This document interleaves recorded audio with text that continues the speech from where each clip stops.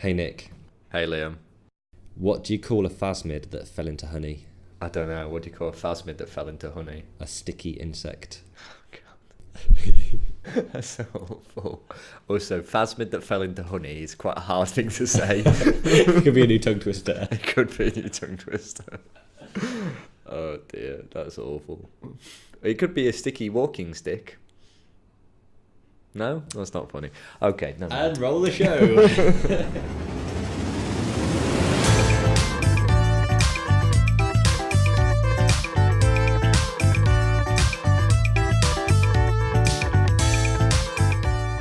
Hello and welcome to Entocast, the premier UK insect podcast, because it's the only one, sponsored by the Royal Entomological Society. I'm Nick, and I'm joined by my co-host Liam, and today we're going to be talking about some weird and wonderful insects. Yep, that's right. If you've probably noticed by now, if you've listened to an episode before, we love talking about the things that need a little bit more love, in our opinion. The weird insects, the bizarre, the gruesome sometimes. And we've covered quite a few already, but I still think there's a few close to my heart, which I haven't been able to kind of wedge into any of the themes that we've had so far. So why not let's just have a whole episode just go through some of our personal favourites. That and everyone we've tried to talk to seems to either be on holiday or doing field work. Summer. Summer is great. Next year we might take a summer break because it's taken us so long to get this one. But bear with us, we are back, and this is our next episode about weird and wonderful insects. So do you want to start off with something that you found that's weird and wonderful? Okay, yeah, I think I've got a kind of natural starting place. So as this podcast is kindly sponsored by the Royal Entomological Society, I thought I would start with an insect which actually features on the Royal Entomological Society logo. Ah. So it's a bit of a quiz question here. Before I say it, can any of our listeners at home think what on earth is on the logo?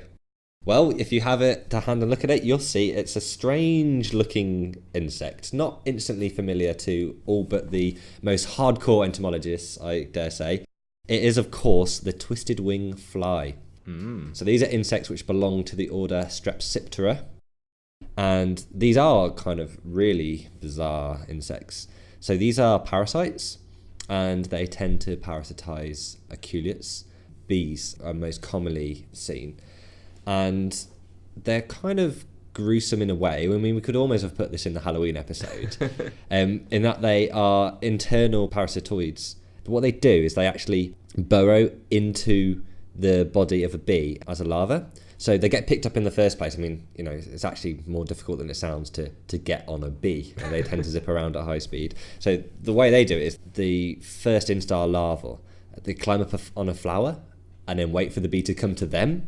And then as soon as it comes on, they jump and hold on really tight, and then they're able to then burrow into it, and they usually go in the abdomen in between the segments, and then they can change into their second instar and so on and grow. What's really bizarre is that the female will never emerge from that. She'll complete her life cycle inside the bee.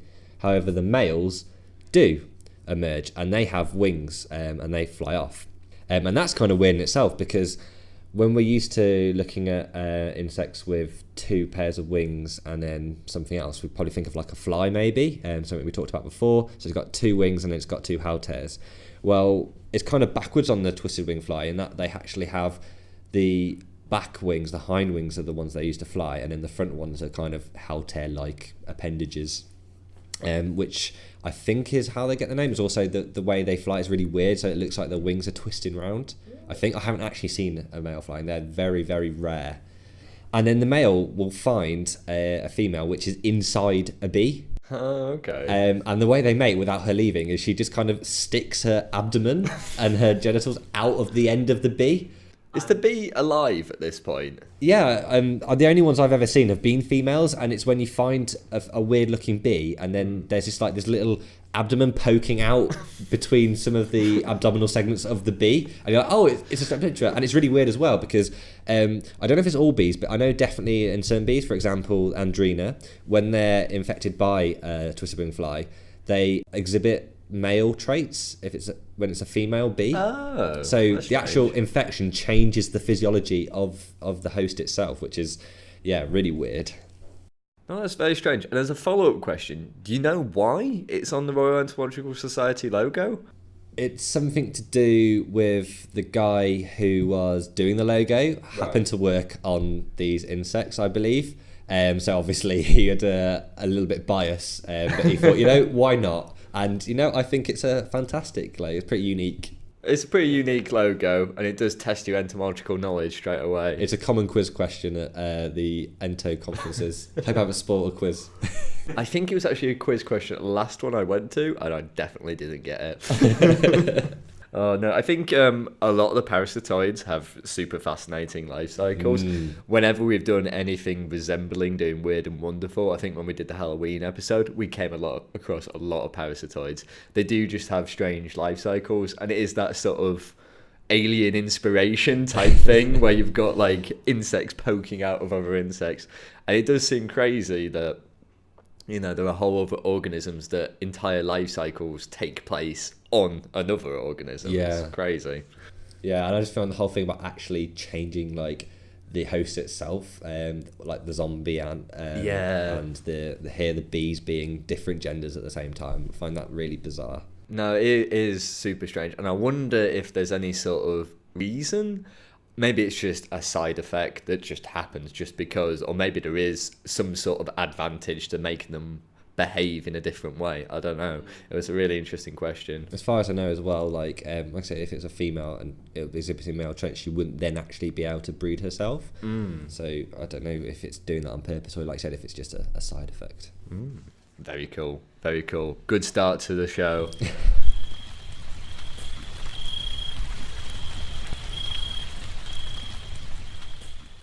I've mostly looked at insects that are weird looking because they're easy to Google.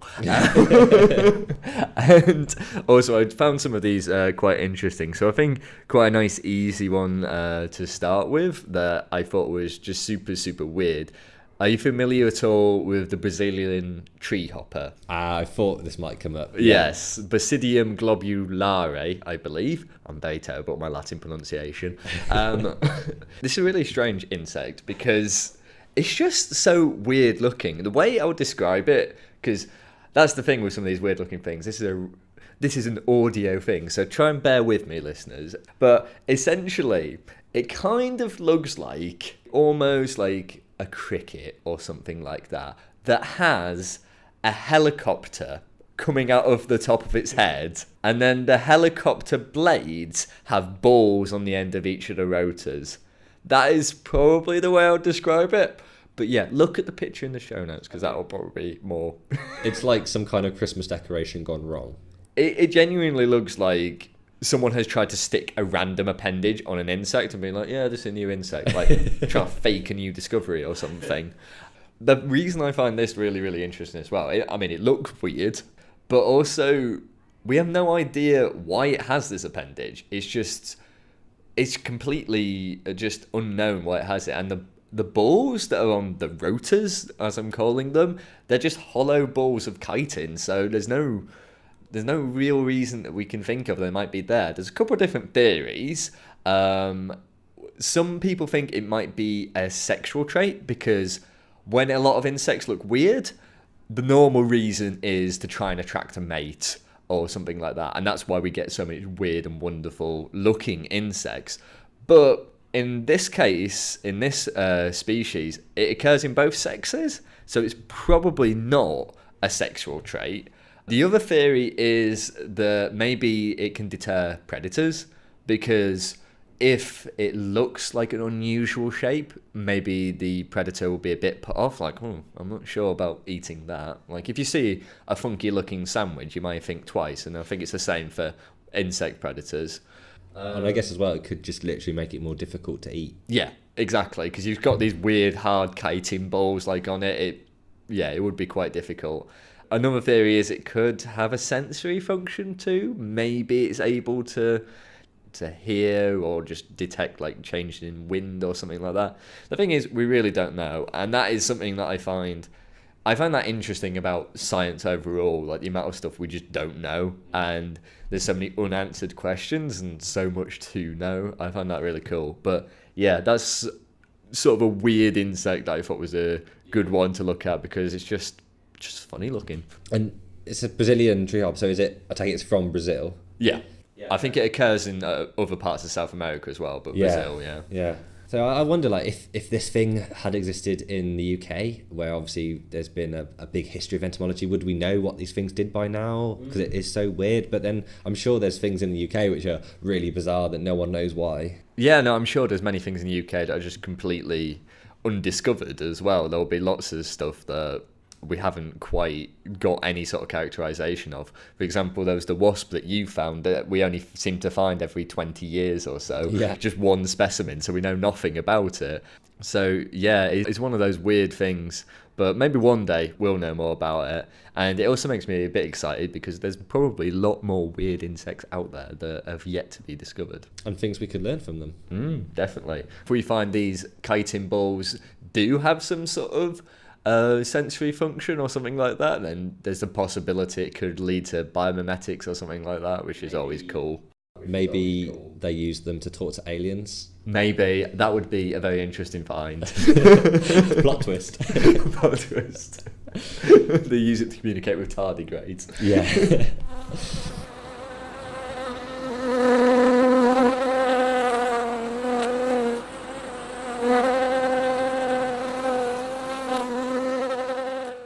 Okay, so going on to another weird, wonderful insect. Do you remember how I was saying before, how the young Strepsiptera will sit on a flower to then jump onto a bee, which is their host? Yeah. Well, I thought I'd carry on the theme. So there's another one that does a similar kind of thing.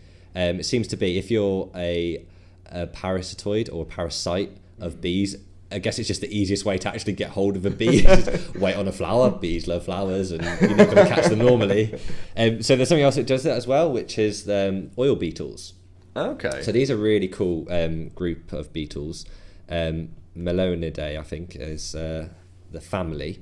And in the UK, I believe we have 5 species. I think we had a few more and they've gone extinct, and all the species we do have are gone into decline. I think this is just generally related to the declines of their habitat. They're like really warm soils, and that could be associated with the declines in the host, because their host is mostly mining bees. Right.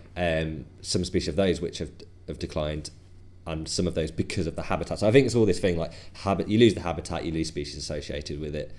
So these are, like I said, they are parasitoids of mining bees, and what they do is they climb up, and their little larvae are really weird looking as well. They look nothing like normal kind of beetle larvae. I mean, they've got really long legs and all this, and they're really like active, and they run around, and they're called triangulans, and they do a similar thing. They climb up onto a flower, and sometimes in the spring, if you're in the right part of the UK, if you look on flowers, I think dandelions are quite a good one to see them, but don't quote me on that.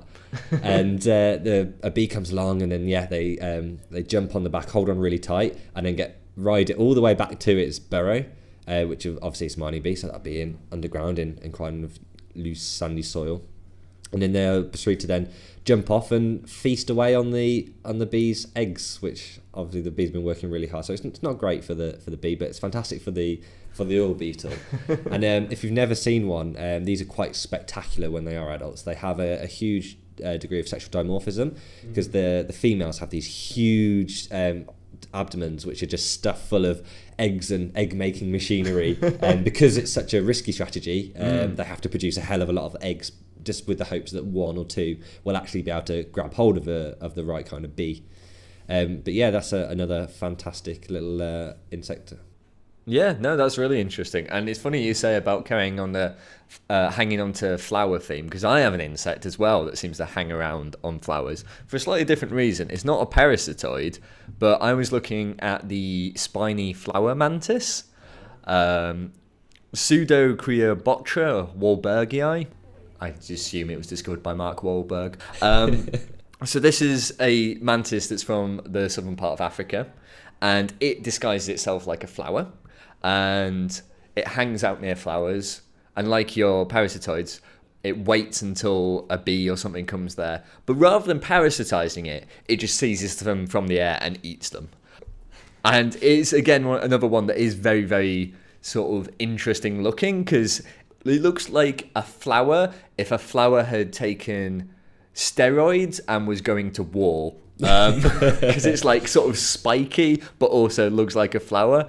And this is a common thing with a lot of mantises. They will try and disguise themselves, and they play the waiting game, a lot of them. There are some mantises that will literally run after prey, but a lot of mantises, their strategy is just to wait, and then they use their sort of preying the cliche like arm structure of having the praying mantis like arms folded up and just grab things quickly from the air. Raptorial front legs. That's the word I was looking for, raptorial. So this was really cool, and I thought it looked really interesting, but it also has some interesting behaviours as well. In addition to looking like a flower, it has other ways of deterring predators. So one, the predators might not see it because it looks like a flower, but another thing is it has this strange spiral marking on its forewings, which looks kind of like a 9 when it's sort of folded up. But when a predator comes near it, it can unfold its wings and flap them, and it makes it look like it's got big eyes, and it scares off predators. And this is an example of something called a dimetic display, which is where like octopuses and insects and things will make themselves look bigger or make themselves have like eyes or something in an attempt to scare off predators. So it just makes itself look really huge and have like these massive eyes. So whatever's trying to prey on it, it's like, oh God, I'm not going to do that. And there's a similar reason why lots of moths and butterflies have big eye spots. Yeah, no, exactly. And it's just a really interesting thing. For some reason as well, I found a lot of this information on the Creationist wiki. They were like super into this, like mantis. And if you've never been on it, the Creationist wiki is just like normal Wikipedia, but every paragraph ends with praise be to God. That is the major difference. But they were saying it's an example of like how God is like wonderful because he's created this like fascinating insect. And I agree with them. It is a fascinating insect. And I was so interested in it, I started looking into mantises generally because they seem like this really like weird group. Yeah. And that we know quite a bit about them as well because they're quite commonly kept as pets. Yeah. I mean, I say that, we know a lot about them, but whether they behave like they do when we keep them in captivity, they do it in the wild, like that's not quite clear. Because one thing I did find, and like one thing I was absolutely certain I knew about praying mantises, is the sexual cannibalism, where the female eats the head of the male. And I thought that was a definite thing. But apparently, it's not as common in the wild. And a lot of times when we see this, it's an artifact of them being reared in a lab, and well-fed mantises will not do this. There is still a lot of cannibalism in mantises. Mantises will eat pretty much anything, definitely including each other, and females especially, because they've got to go through the hard work of reproduction. And, you know, why not have a snack while you're, you know, getting busy? But it seems to be not something that actually happens that much in the wild. And I just found that really interesting because that is like the one thing people know about mantises. Yeah, it's definitely one of those common kind of myths or misconceptions about mantises. I think one of the theories about why it happens so much in captivity is just because it's so difficult. It's to do with the space. I mean, one of the reasons why certain insects, as you'll know, are quite difficult to rear in captivity, and we're not sure why. It could be humidity, it could be light, it could be just the space they have to move around. But yeah, anyone who has kept mantises has a much higher incidence of sexual cannibalism, and then that kind of leads to, well, when that's the only time we see them actually mate, because it's not the kind of thing you're going to see every day in the wild. No, exactly. And this is like a really good example as well, as where we need to almost question some things we think, and the real importance of going out in the field and trying to observe insects in their natural environment, because it's hard to go out and do field work and just observe insects, but they may behave entirely differently than they do when we've got them in captivity, and I thought that was a really good example of that. Next one, I would like to take us back to parasitism. Yeah, favourite. So we've talked quite a lot about parasitoids, but I don't believe we have ever spoken about hyperparasitoids. I could be wrong. No, I don't think we have. So this is one of the things, when I was first learning entomology and really getting into it in a big way, and I was trying to learn my taxonomy and a bit about behaviour and diversity and all these wonderful stuff. And then I remember the moment I found out about this next group. And these are wasps, and there's a group of wasps which we call the hyperparasitoids. And it's not because they're super energetic. It's even cooler than that, actually. So these are parasitoids, but their prey, their host, isn't just a regular insect like the thousands of other parasitoids. They actually prey on other parasitoids. Okay. So the way they do this, say if you had a caterpillar and then a parasitoid comes and lays an egg in it, the caterpillar's having a bad day, and normally that would eat it. Eventually it would kill it or come out and eclose. Sometimes the caterpillars can survive that, actually. Now, what a hyperparasitoid is, it actually seeks out these caterpillars or whatever the host is that have already been parasitoids, and then lays its own egg inside it, and then the hyperparasitoid egg hatches and eats the parasitoid, which is just absolutely blew my mind when I found out, because you're thinking about parasitoids, their most difficult part of their life cycle is finding a host, and finding a host which hasn't already been laid in, or finding the host of the right species if they're quite host specific.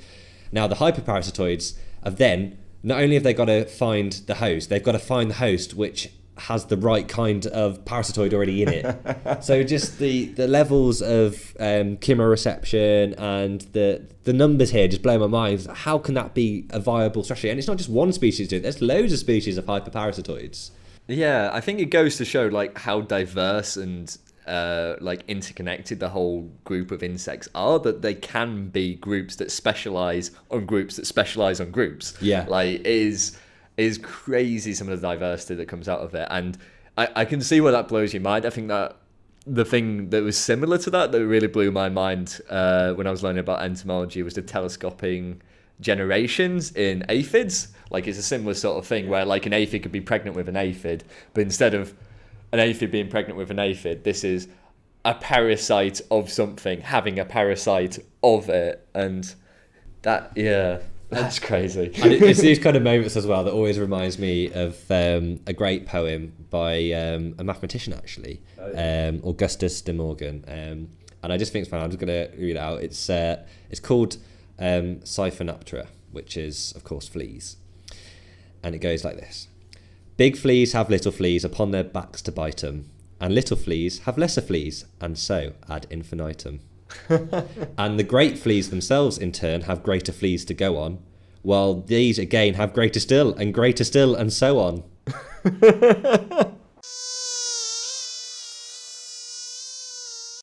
So another thing that I wanted to talk about is something that we've come across before. I don't think we've talked about it since the very first episode, though, and that is like your joke at the start. This is the Phasmids, the walking sticks or stick insects, however you like to call them. Depends which side of the Atlantic you're on, I guess. Yeah, well, I'm trying to get those American listeners on board, so I'm going to say walking stick. Yeah, okay. And also, it makes me laugh. I just imagine, like... someone using one as a walking stick. Exactly, like I imagine that exact thing. So I found this really, really interesting stick insect, which is got several names, and this is where I sort of run up against the problem of common names, because when you've got like more than 4 or 5 words for a common name, just give it up. Just have the Latin, because this can either be called a giant prickly stick insect, it can also be called the Australian walking stick, and then you had another name that you called it as well. Maclay's spectre? Yeah, Maclay's spectre as well. So like it's got hundreds of different names. So this is Extosoma taratum. Yeah. So we all know what we're talking about now. Yeah, we all know what we're talking about. Just look up the Latin name. And if you want some more on the conflict between common names and Latin or scientific names, and the debate, check out our upcoming blog. Yes. Ooh. What's this? alluding. But this is a stick insect that's native to Queensland and New South Wales in Australia. So quite a tropical sort of region. And so you could probably guess from one of its common names, the giant prickly stick insect, that it's pretty big and it's covered in spikes. I was trying not to say Prickles. prickles. Yeah, covered in prickles. So the females of this species are covered in like thorn-like spikes for defense. So it is a pretty weird-looking thing. But it also helps it camouflage because it helps it look more like a leaf. So stick insects are sort of famed as being great insects for camouflaging. And this is another way that it sort of helps it because it gives it a real leaf-like appearance, and this sort of unusual shape that it has makes it look unlike an insect as it is. And it's very cool as well because not only the structure of them makes them look like leaves, but they also have this weird thing that they do where when they're hanging off branches, like hiding and pretending to be a leaf, they will actually pretend to blow in the wind as well.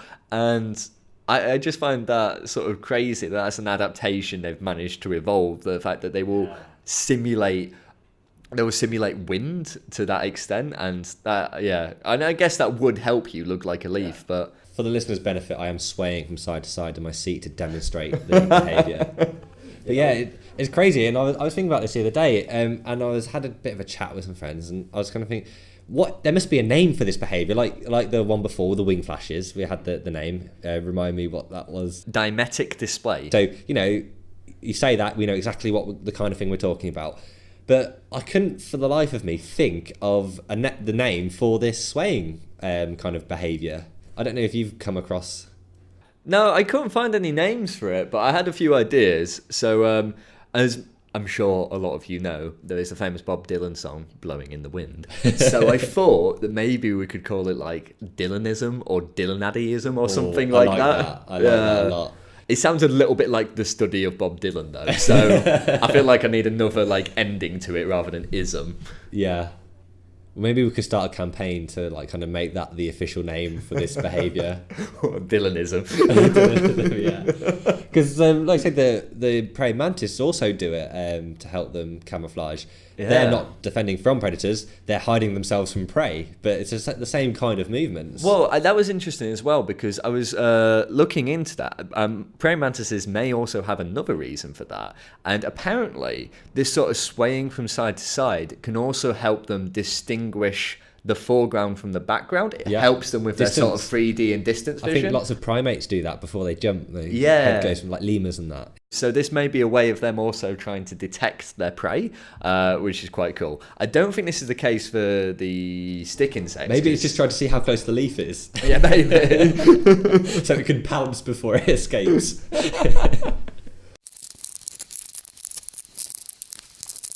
I'd like to just go on to another one of my favourites. I know I've said that a lot on this show. You have so many favourite insects. So many favourites. It's just because I just love insects so much. They're just so cool. But yeah, definitely up there on my list of favourites is something that I see quite a lot actually when I'm doing my field work in kind of damp, temperate woodland, and that's scorpion flies. Okay. So these are a cool little group, Panopidae. And the ones I normally see are in the genus Panorpa. And these are called scorpion flies because the males have massive genitalia. So already I like them. And they're so big and they kind of curl round. Like a scorpion's tail. And it looks like a scorpion's tail. And actually when people see them, I don't know what they are, it's quite common. People say, oh, is that a sting? Can it sting me with that? It's like, no, that's just his ghoulies. The female doesn't. Hers kind of like tapers in a nice elegant point. But yeah, the male's got these massive genitalia, which are really cool. And that's actually the best way of telling between the 3 different species that we have in the UK. You can look at a particular part of this huge genitalia tail thing, and yeah, it's either divergent, convergent, or kind of like curved.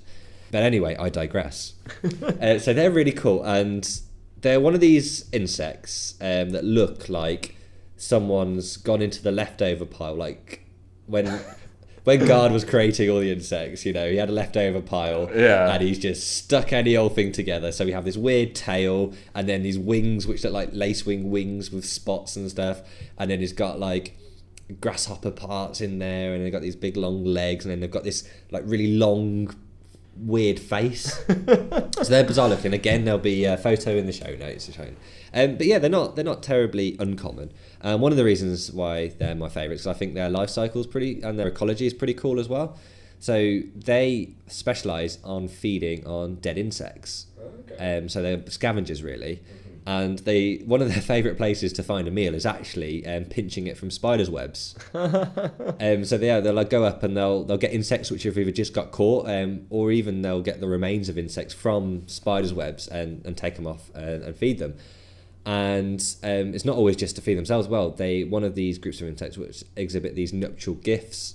So the males will actually, when they want to mate with the female, they'll release pheromones to attract the female. The female comes to him, but then he has to kind of convince her that it's worth staying around and mating. So will provide them with a gift, and normally it's like a dead insect that he's found, maybe in a spider's web, and he'll put a dollop of saliva, as any true romantic should, and then while she's occupied eating this nuptial gift, he can get on and do the business for which he's so well endowed.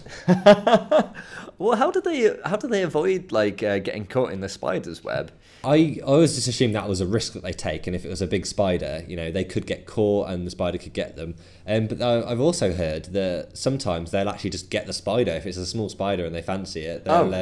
So I guess it depends on kind of the relative sizes, and I mean they've got quite long legs as well, so maybe that helps them kind of not get stuck. But yeah, they're certainly a cool one, and so if you're in a woodland in summer, you got a good chance that you'll see them kind of flying around. Oh, that's very cool. That's very cool. Anything with giant genitalia is on my list of cool insects.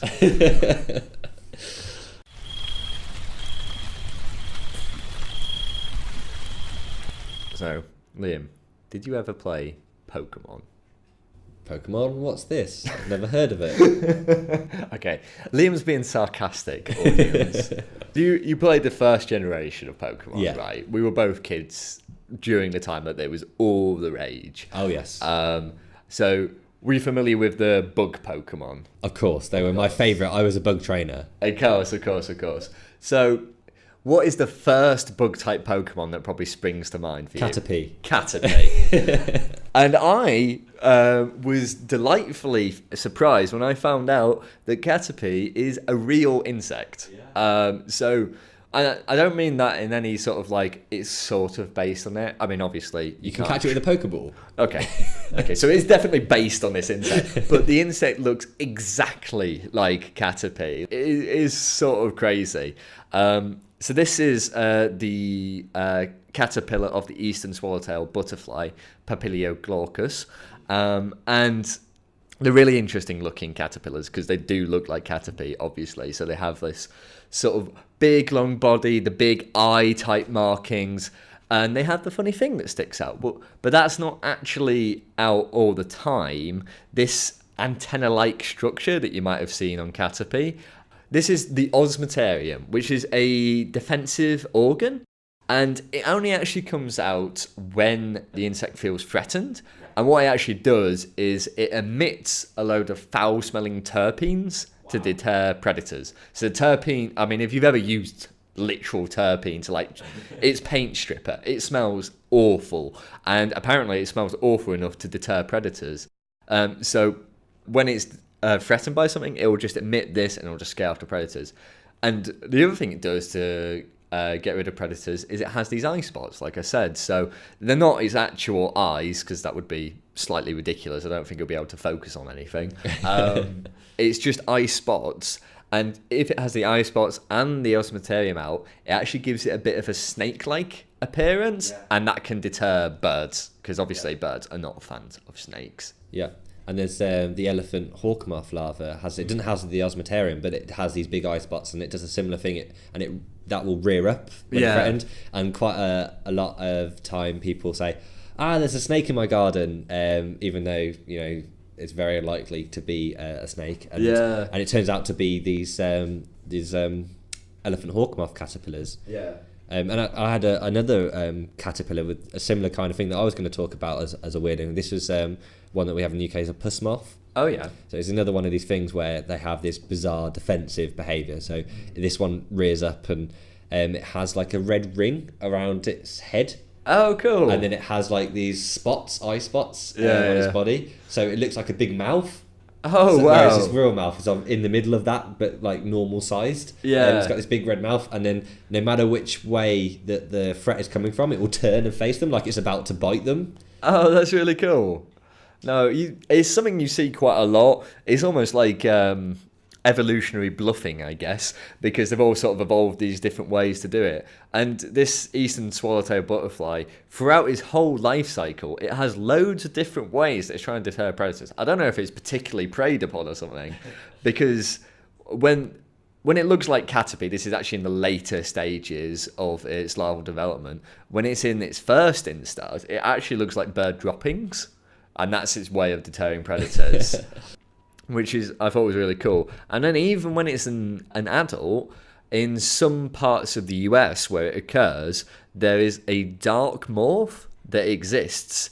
And this mimics the poisonous pipevine swallowtail, Batis filinor. And so it's just a way of making it look like something that's poisonous, so that it can defend against, or at least prevent predators preying on it. So Classic kind of Batesian mimicry. yeah, But exactly. that's actually not the whole species. It's just a morph of a species. Wow. Yeah, no, it's just a morph of the species, and it only exists where the poisonous pipevine swallowtail is present. So obviously, it's more likely That's so for it cool. to be there. Yeah, it's really cool.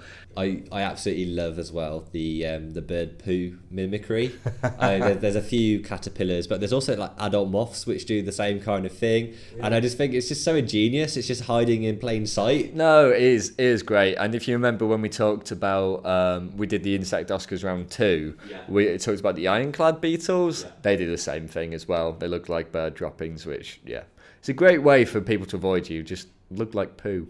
Yeah. Or take it to even further extreme and actually cover yourself in your own poo, which some leaf beetle larvae do. Really? So if anyone out there is trying to defend themselves from some sort of enemy, just cover yourself in your own poo and you'll be fine. These are lessons we can learn from insects. The Royal Entomological Society does not condone this advice. I'm surprised they condone us at all.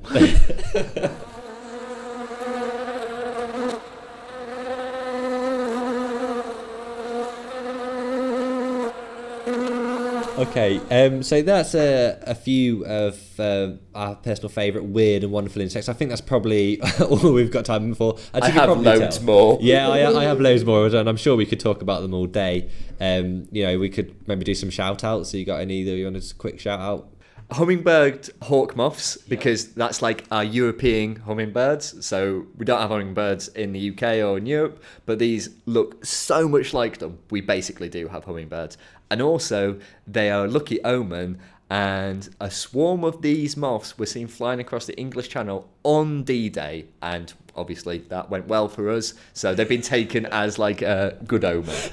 I actually have a really vivid memory when I was young in the garden. Oh, I thought you meant on D-Day then. I was like, how old are you, Liam?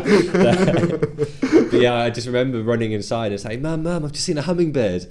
And she was like, but we don't have hummingbirds. And no one believed me that I'd seen this hummingbird, but I swore it was a hummingbird. I was like, if it's not a hummingbird, then it's got to be a fairy. Yeah. But yeah, and then it wasn't until years later when I learned about hummingbird and I realised, well, that must have been what I saw. Another shout out would be to mealybugs. They're just really weird. The way to sit on the leaves, sucking away at the not sucking, but feeding on the plant phloem, and then kind of just defending themselves by exuding wax. That's life goals right there. That is life goals. Speaking of life goals, another shout out is the giant long-legged katydid. And life goals, it has the heaviest testicles of any insects, which is around 14% of its body mass.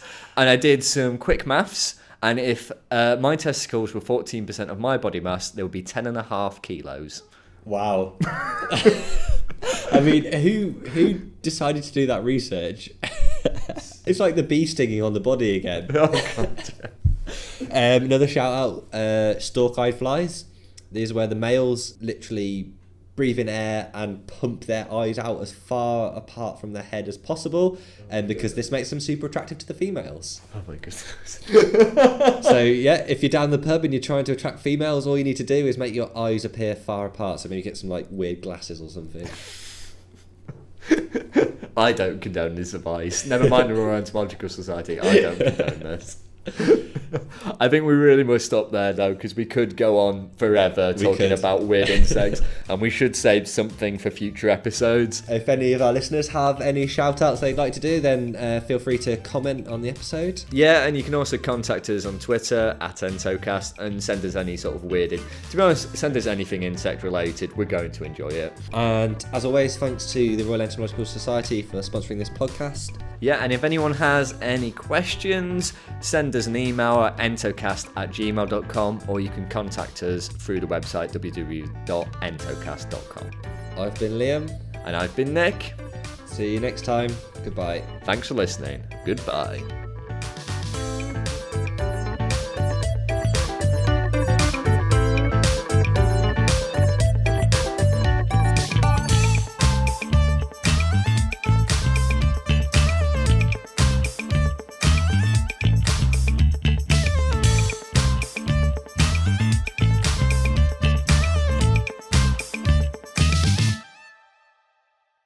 The osmeterium.